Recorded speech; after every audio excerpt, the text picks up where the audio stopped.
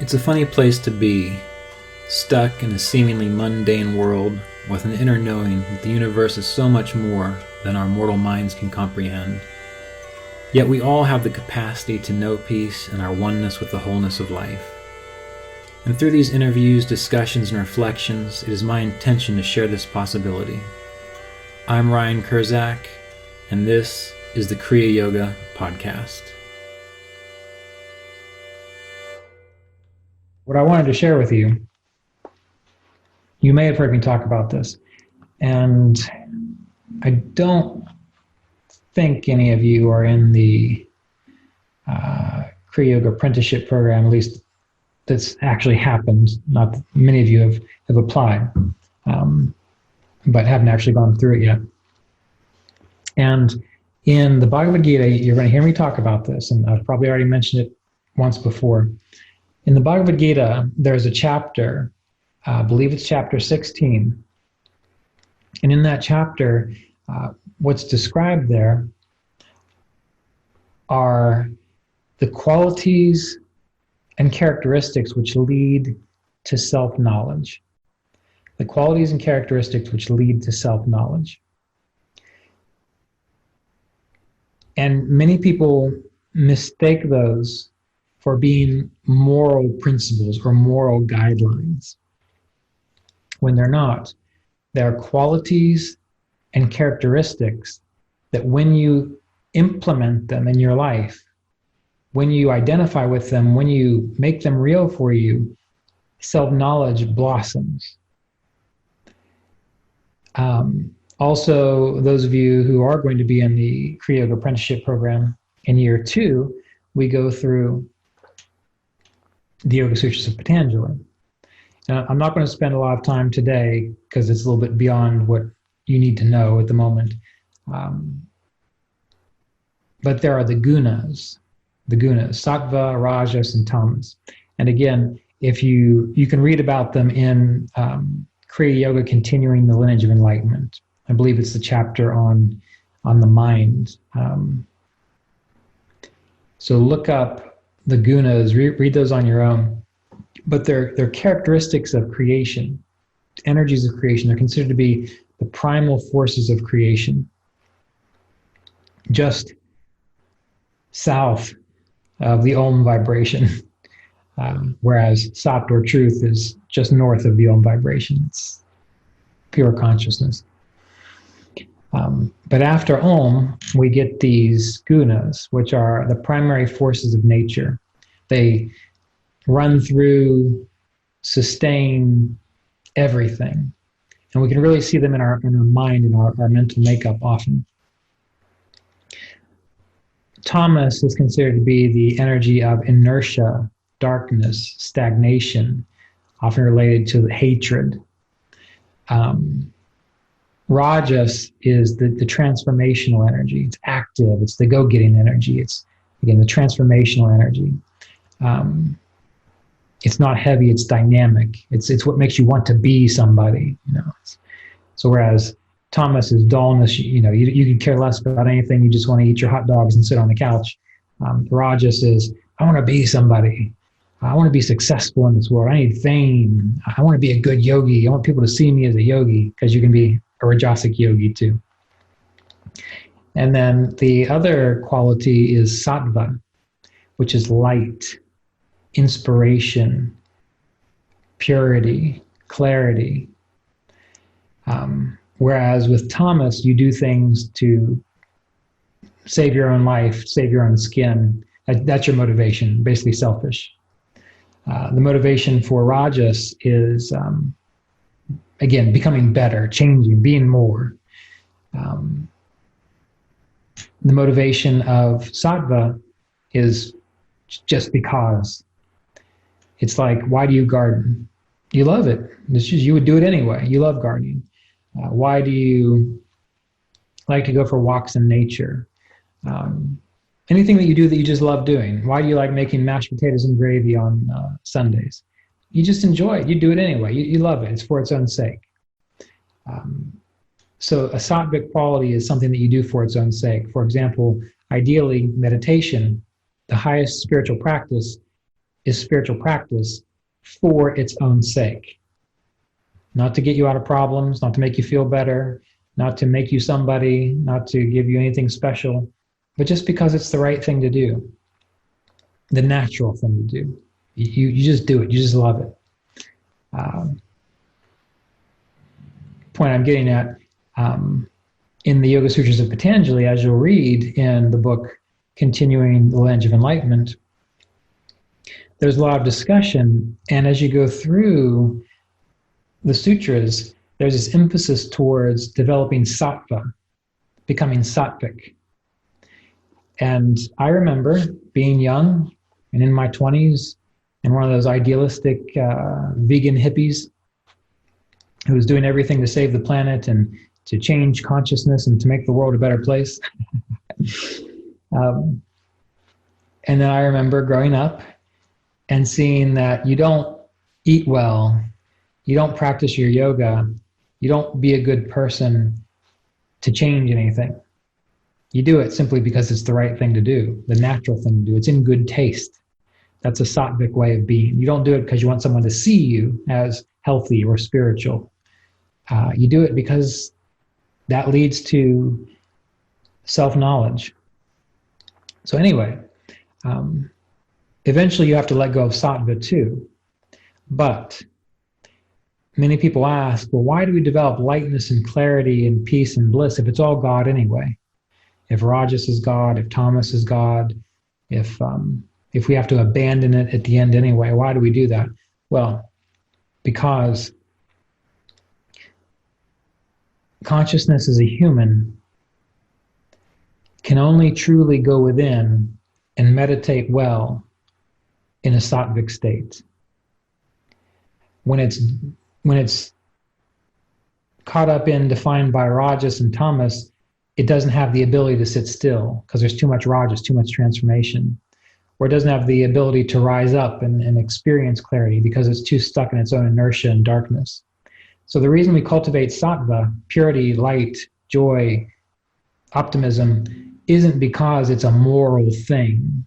You must do it to be good, to not sin anymore. It's not that. It's like a program in consciousness that when you engage that, it makes it much easier for you to meditate better, to do what you need to do, spiritually speaking, to turn within. Otherwise, you're just walking through the labyrinth of the mind all the time, trying to change things, trying to make things better, trying to get better yourself, when that's useful when you're interacting in this world, in this human experience. But from the spiritual side of things, those things don't really matter. So that is why we develop sattva, a sattvic way of being. And of course, it doesn't mean that we always stay there, because there are times when you have to do something rajasic, when you have to do something tamasic. Sometimes you do have to just save your own skin, because if you save your own skin, well, then you can live to the next day so you can meditate again. Sometimes you have to improve your situations. Rajas, it's transformation. Sometimes you have to go out and force yourself to get a better job so that you can go and buy a house, so that you have a better place to live, so that you can meditate better. Again, you're not doing it for the sake of having the bigger, better house. You're not doing it just simply for the sake of saving your skin so that you can enjoy the senses and the pleasures again. It's for the purpose of being able to reestablish yourself in a sattvic clear state so that you can complete the process of awakening. So you got to be flexible too, but most of the time, keep it together in a sattvic state, just like your life. Sometimes things happen and you really got to work hard and you got to strain and struggle and gnash your teeth, but hopefully most of the time it's not like that. Because if you're living with yogic principles, yogic ideals, you are arranging and setting up your life such that you have the time to meditate. And when you talk to any really spiritually aware person, they're not going to have any patience, really, for excuses. Now, if you come to them and you say, I want to experience clarity, peace, self and God realization. Well, they're going to take you at your word as though that is really what you want. That is your motivation. And then they're not going to put up or entertain any other notions or excuses. So if you have all these other things that are non-essential, meaning you really truly don't need them in your life, they're not contributing to your ability to have a warm house, they're not contributing to your ability to have enough food, they're not contributing to a peaceful environment so that you can meditate more.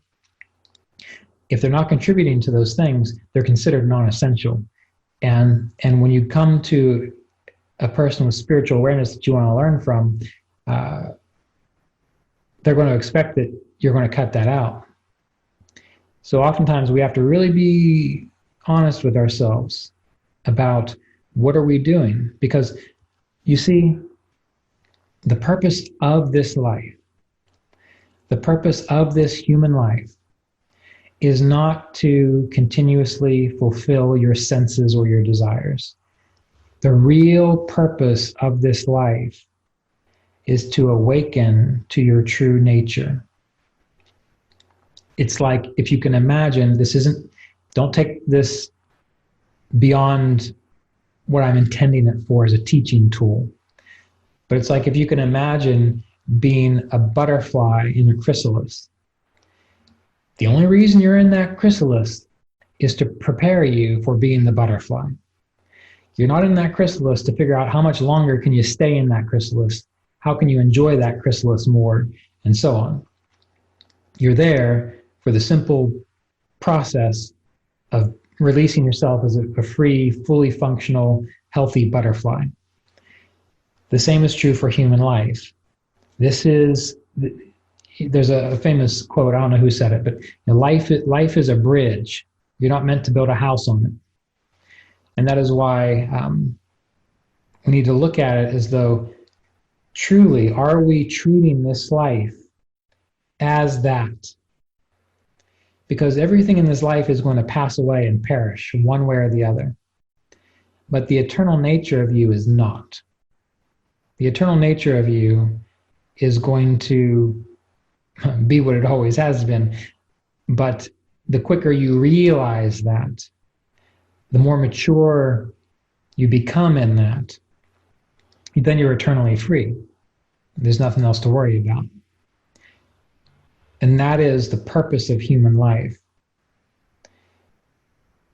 So when speaking to a person of spiritual awareness, if they seem hard on you, it's not because they're mean.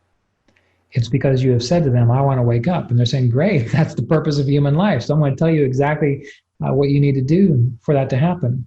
And one of those things, as are outlined in the Yoga Sutras of Patanjali, is developing a Sattvic lifestyle as best you can, knowing that occasionally you are going to have to act rajasically, occasionally you are going to have to be tamasic, but to develop a Sattvic lifestyle such that you have everything aligned so that you can do that real inner spiritual work that is required. Now, to go all the way back to my initial point when I was talking about the Bhagavad Gita and those qualities and characteristics which contribute to self-knowledge, which means when you engage them, when you live your life from that point, self-knowledge is just going to click into place. It's just like by engaging each of those qualities, you're just pushing a puzzle piece into place. There's one puzzle piece. Fearlessness. You learn to be fearless. Puzzle piece in place. You learn to practice purity of mind. Another puzzle piece right up against fearlessness. You develop stability of character, charitableness, self-mastery, readiness to make sacrifices. More puzzle pieces are going together, and you're starting to see the picture now. Oh, now you see it. Wait a minute. Is this a fraction of an image of what I really truly am? And then you add studiousness, the ability to make efforts, straightforwardness, nonviolence, truthfulness, freedom from wrath. Then you begin to see, I'm really appreciating what I am now. It's like a mirror has been put up in front of you. Renunciation of the fruits of actions, tranquility, aversion to slander, compassion towards living beings, non-covetousness, gentleness, sense of shame in doing evil actions, strength of mind, energy, forgiveness, endurance, chastity, absence of malice, aversion to praise. All these things, you have to do them. Because it's very easy to think that you want to just practice meditation right, and then it's all going to work out. Yes, part of this life is the chrysalis leading towards that higher realization, but the chrysalis is important. What's going on in that chrysalis is important. And so in this chrysalis of life, the things you're meant to be developing, those organs that your butterfly is developing, are fearlessness, purity of mind, stability of character, charitableness, self-mastery, readiness to make sacrifices, studiousness, ability to make efforts, straightforwardness, nonviolence, truthfulness, freedom from wrath, renunciation of the fruits of actions, tranquility, aversion to slander, compassion towards living beings, non-covetousness, gentleness, sense of shame in doing evil actions, strength of mind, energy, forgiveness, endurance, chastity, absence of malice, aversion to praise. By using this chrysalis of life to, number one, do what you need to do so that you have time to meditate well. But also when you're not meditating, because you can't meditate 24 hours a day in the sense of seated meditation. But you can, in every moment, figure out which of these qualities can I bring forth. And when they become natural, when they fill your time and they fill your mind, you are almost at the point of being that fully formed butterfly ready to burst out of the chrysalis to fulfill this human life. So as Kriya Yogis who want to do what life wants you to do, meaning fulfill the purpose of life, this has to be taken seriously. You have to meditate well. Cut out all the stuff that gets in the way of your ability to do these things. And then be intensive about it. The danger is always being a little too fanatical, where you're too hard on yourself, or you end up turning the process into a way to beat yourself up instead of actually figuring it out. It's like if you plant a garden, you have to use your discrimination and your intelligence. If you're planting a garden and you don't know what you're doing, all you know is you've seen some people dig up the dirt and flip it over and throw some seeds in the ground. That's all you know. Okay, well, that's your level of intelligence right now. So you try it and you go through a summer of gardening and you recognize, wow, some tomatoes came up, some peppers came up, a few corn plants, but really it's just like the grass just grew again. So you go back and you don't beat yourself up, say, oh, what a stupid idiot I am. I don't know anything. You say, all right, well, what can I do different? So you go talk to somebody. Say, well, try taking the top layer of grass off first before you turn it over. And you do that. Next year, less weeds, more plants, but still not quite right. Well, you don't beat yourself up. You step back and you say, what do I do now? And then someone says, well, try getting some cow or horse manure in the fall and tilling it in there and getting it real nice and rich. And you do that. And this year, your plants grow really big. But now you've got all these big green worms eating your tomatoes and little yellow, black striped beetles eating your cucumbers. And you've gotten much better than where you started from. So each time your intelligence improves because you try to figure out how to improve it. And now someone tells you, oh, well, go get some neem oil.